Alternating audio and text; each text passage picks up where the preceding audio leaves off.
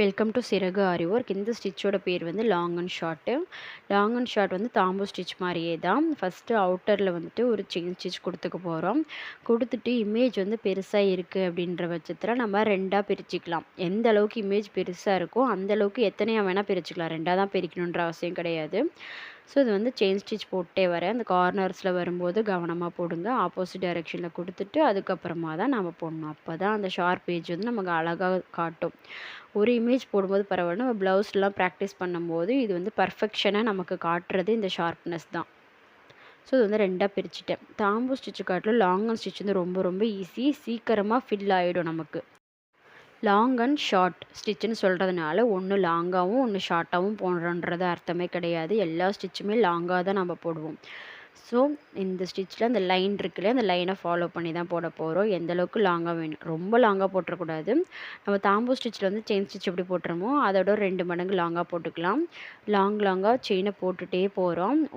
கவனிக்க வேண்டிய ஒரே விஷயம், இந்த அடுத்த லைன் போடுறோம் இல்லையா, மேலேருந்து கீழே கொண்டு வரும்போது அது வந்துட்டு ஆல்ரெடி போட்டிருக்க செயினோட மிடில்ல கொண்டு வரணும். அது இவ்வளோதான் நம்ம ஃபாலோ பண்ண வேண்டியது. லாங்காக போடுறோம், ஆல்ரெடி போட்ட செயினோட மிடில்ல வந்துட்டு குத்தணும். அப்போ தான் அது வந்து ஃபில்லிங்காக தெரியும். இதில் பார்த்தீங்கன்னா மிடில்ல போட்டிருக்க லைனோட மிடில்ல போட்டே போகிறோம். அடுத்த லைன் போடும்போது ஆல்ரெடி போட்ட செயினோட மிடில்ல போடுவோம். ஸோ இது முடிச்சுட்டு காட்டுறேன் பாருங்களேன். ஒரு ஸ்டெப்பாக உங்களுக்கு வந்து தெரியும் ஃபினிஷ் பண்ணி பார்க்கும்போது.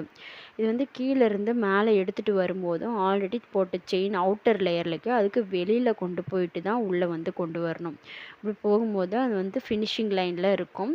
அது வந்து ஹார்ட் வந்து ஷேப் வந்து தெரியாது அப்படின்னு நீங்கள் நினச்சிங்கன்னா, இது முடிச்சதுக்கப்புறம் அவுட்டரை வந்துட்டு இன்னொரு தடவை செயின் ஸ்டிச் கொடுத்து ஃபில் பண்ணிக்கலாம் அவுட்டர் லேயரை. ஜூம் பண்ணி பார்க்கும்போது உங்களுக்கு தெரியுதுங்களா? இது வந்து ரொம்ப அழகா இருக்கும். நீட்டாவும் நமக்கு சீக்கிரமாக போடக்கூடிய ஒரு ஸ்டிச்சு. ஆல்ரெடி போட்டிருக்க செயினோட மிடில்ல குத்துறேன். ஆல்ரெடி மிடிலு, அதுக்கு அடுத்த செயினோட மிடிலு, அவுட்டரில் கொண்டு போய் லாக் பண்ணி க்ளோஸ் பண்ணிக்கிறேன். ஸோ ஸ்டார்ட் பண்ணும்போது இந்த கேப் தெரியுது இல்லையா? அதனால இன்னொரு ஸ்டிச் போட்டு லாக் பண்ணிக்கலாம். அது பக்கத்தில் ஒரு செயின் போட்டுட்டு உள்ளேயும் எடுத்துகிட்டு வரலாம். ஸோ அந்த அடுத்த லைனுக்கு நம்ம திருப்புறோம் அப்படின்னா, அந்த இடத்துல கொஞ்சம் குட்டி கேப்பாக தெரியுது அப்படின்னு நீங்கள் ஃபீல் பண்ணிங்கன்னா, அவுட்டரில் கொடுத்துட்டு அதை வந்து லாக் பண்ணிவிட்டு இன்னொரு ஸ்டிச்சு பக்கத்துலேயே போட்டதுக்கப்புறம் உள்ளே கொண்டு வரலாம். ஸோ அந்த இடத்துல நமக்கு குட்டியாக அந்த தெரியுது இல்லையா, அந்த ஒயிட் கலரில் கிளாத்து அதுவும் நமக்கு தெரியாது. ஸோ இது வந்து என் நாட் போட்டு க்ளோஸ் பண்ணிக்கலாம். இதுதான் long and short stitch.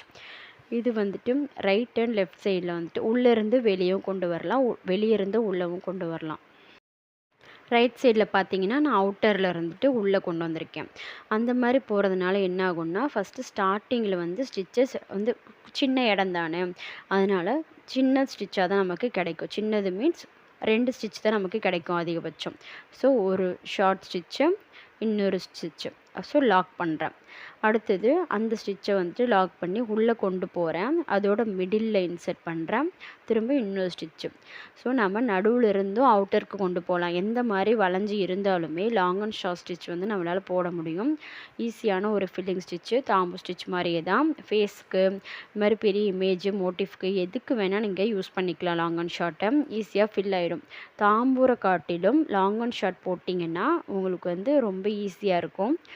Chain stitch வந்து ப்ராக்டிஸும் கொடுக்கும் உங்களுக்கு லாங் அண்ட் ஷார்ட்டு. எல்லா ஸ்டிச்சுக்குமே பேசிக்காக நம்ம வந்து பண்ண போகிறது எல்லாமே செயின் ஸ்டிச் தான். செயின் ஸ்டிச் வந்துட்டு நம்ம எந்த அளவுக்கு ஈஸியாக சீக்கிரமாக போடுறோமோ அந்த அளவுக்கு சீக்கிரமாக நம்ம வந்து ப்ளவுஸ் ஒர்க்கை வந்து ஃபினிஷ் பண்ணி முடிச்சிடலாம். ஸோ இது வந்து ஹார்ட் வந்து ஃபுல்லாக ஃபில் பண்ணியாச்சு. ஃபில் பண்ணதுக்கப்புறம் அவுட்டரை வந்துட்டு ஒரு செயின் ஸ்டிச் கொடுத்துட்டு ஃபில் பண்ணி கொடுத்தீங்கன்னா தான் அந்த ஹார்ட் வந்து ஹைலைட்டாக உங்களுக்கு தெரியும். ஸோ இது பார்த்தீங்கன்னா அவுட்டரில் வந்து செயின் ஸ்டிச் கொடுத்து ஃபினிஷ் பண்ணியிருக்கேன். தேங்க்யூ.